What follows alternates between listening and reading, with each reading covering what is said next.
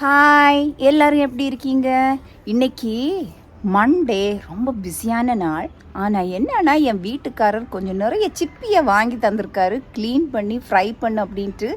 So பிஸியான நாள், வாங்க சிப்பி எப்படி க்ளீன் பண்ணலான்னு பார்க்கலாம். நவம்பர் மாதம் ஆனாலே எங்கள் ஊரில் சிப்பி சீசன் தான். நவம்பர் ஸ்டார்டிங்லேருந்தே மார்க்கெட்ல எல்லாம் கிடைக்கும். ஆக்சுவலி இப்போ மார்க்கெட்டுக்கு போனோம், சின்ன சிப்பி தான் கிடைக்குது. என்ன பண்ணுறாங்கன்னா, பெருசெல்லாம் எடுத்து அப்படியே எக்ஸ்போர்ட் பண்ணுறாங்க. அதனால் ஊரில் எல்லாம் வாங்க முடியல. பட் அந்த சீஷோர் பகுதிகளுக்கு போய் தான் இந்த சிப்பியை இப்போ வாங்க வேண்டியிருக்கு. இந்த சிப்பியை க்ளீன் பண்ணுறது பெரிய வேலை. சுத்தமாக க்ளீன் பண்ணி குக் பண்ணால் தான் ருசியாக இருக்கும், இல்லைன்னா உள்ள அழுக்கு மண்ணெல்லாம் இருக்கும். இப்போ நான் சிப்பியை க்ளீன் பண்ண தான் போகிறேன். வெளியே தோட்டத்தில் காற்றோட்டமாக உட்காந்து சிம்பாவோட சேர்ந்து க்ளீன் பண்ணலாம் அப்படின்னு. வீட்டுக்குள்ளேன்னா நின்றுட்டே இருக்கணும். அதனால தான் நான் வெளியே தோட்டத்தில் வந்திருக்கிறேன் க்ளீன் பண்ணுறதுக்கு. சிம்பா, அம்மா சிப்பி க்ளீன் பண்ண போகிறேன், வா வாமா, வா வா, அம்மா கூட வா. வாடா.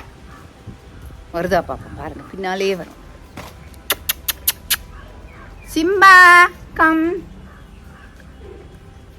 செல்லக்குட்டி வந்துருச்சு. டஸ்ட்பின்ல இருக்கிறதெல்லாம் தட்டி கீழே போட்டியா? அம்மா தூத்து வாரி டஸ்ட்பின்ல வச்சிருங்க. தட்டி போட்டேன்ல. அம்மாவுக்கு எவ்வளோ வேலை இருக்கு, இப்படி செய்யலாமா?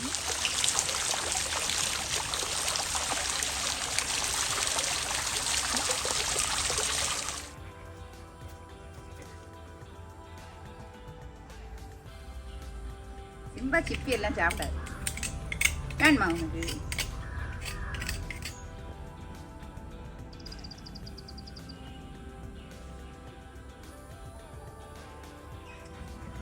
இந்த சிப்பியில் இந்த மாதிரி நிறைய விஷயம் தோடில் இருக்கும், ஒட்டிட்டு அதை எல்லாம் நம்ம எடுத்துடணும். இது எதுவுமே இருக்கக்கூடாது. இதெல்லாம் இப்படி கட் பண்ணிங்கன்னா வந்துடும். பார்த்தீங்களா, உடஞ்சி வருது இல்லை?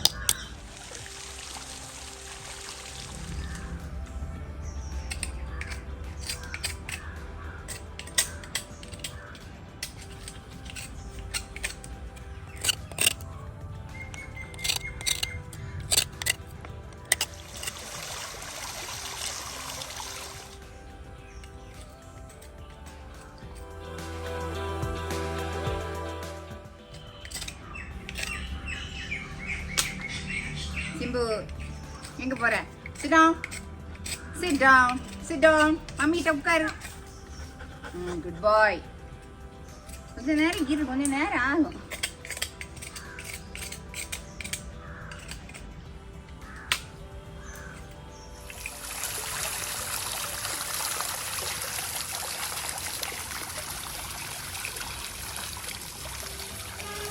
தோட்டத்தில் குருவி எல்லாம் சவுண்ட் போடுறது சூப்பராக இருக்குது. வெயிலும் இல்லை. சிப்பி க்ளீன் பண்ண ஏற்ற இடம் தோட்டம்தான்.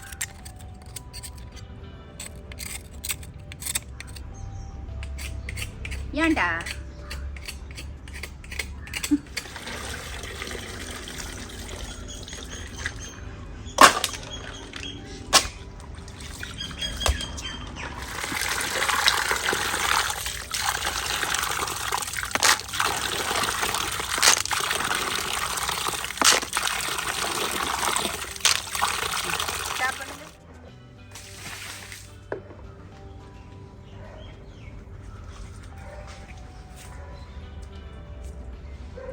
சிம்பு, வா போ வீட்டுக்கு.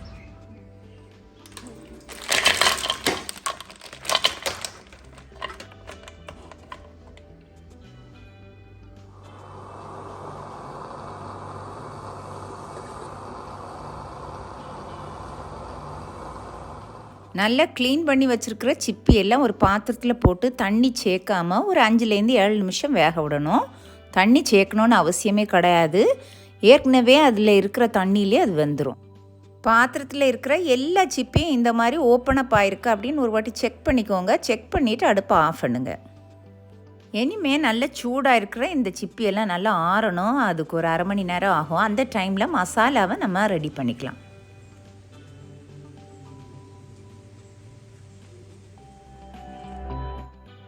நான் வத்தல் மிளகுத்தூளும் மஞ்சள் தூளும் தான் பொடி சேர்க்குறேன். மிச்சம் எல்லாம் நான் முழுசாக தான் அரைக்க போகிறேன்.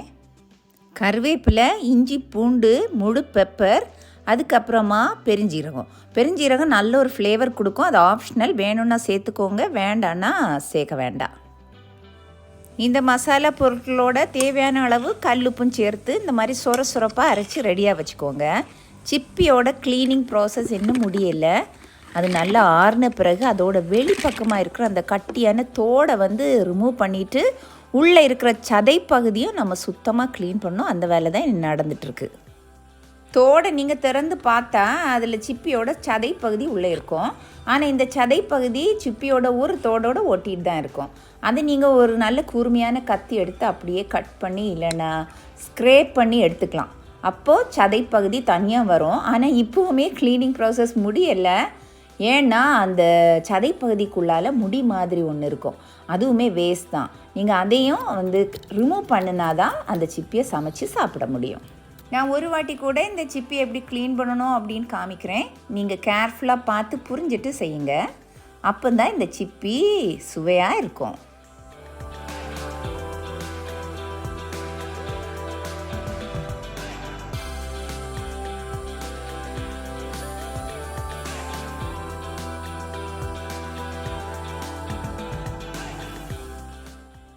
அப்பாடா, ஒரு வழியாக க்ளீனிங் ப்ராசஸ் முடிஞ்சிருச்சு.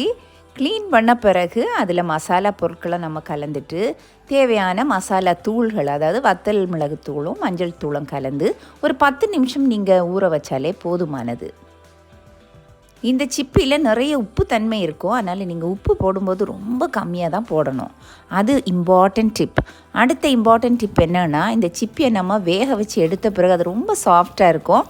அதனால் அதில் மேரினேட் பண்ணும்போதும் அதை க்ளீன் பண்ணும்போதும் ரொம்ப கவனமாக தான் க்ளீன் பண்ணோம். பூ போல் அதை ஹேண்டில் பண்ணோம், இல்லைன்னா அப்படியே பிஞ்சு போயிடும்.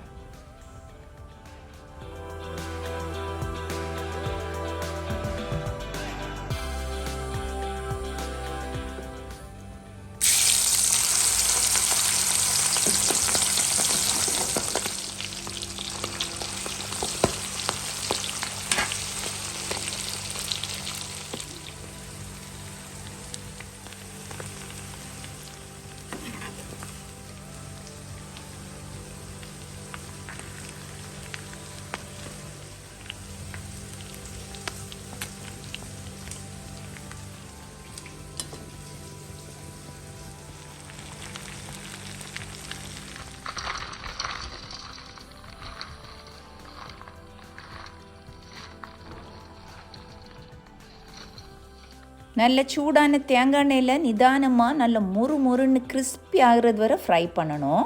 நிஜமாகவே இந்த சிப்பி ஃப்ரை பயங்கர ருசியாக இருக்கும். இந்த ருசியை பற்றி நான் என்னத்தை சொல்ல, நீங்கள் செஞ்சு பார்த்துட்டு எனக்கு கமெண்ட் செக்ஷனில் தெரியப்படுத்துங்க. அதுதான் எனக்கு பெரிய சந்தோஷம். இந்த வீடியோ நிச்சயமாக உங்களுக்கு பிடிச்சிருக்கும் அப்படின்னு நம்புகிறேன். இன்னும் மிக அழகான மற்றொரு vlog-உடன் உங்களை சந்திக்கிறேன். ஃப்ரெண்ட்ஸ், என் வீடியோஸ் எல்லாம் ஷேர் பண்ணுங்கள், லைக் பண்ணுங்கள், கமெண்ட் பண்ணுங்கள். என் வீடியோஸ் எல்லாம் நிச்சயம் உங்களுக்கு பிடிக்கும்.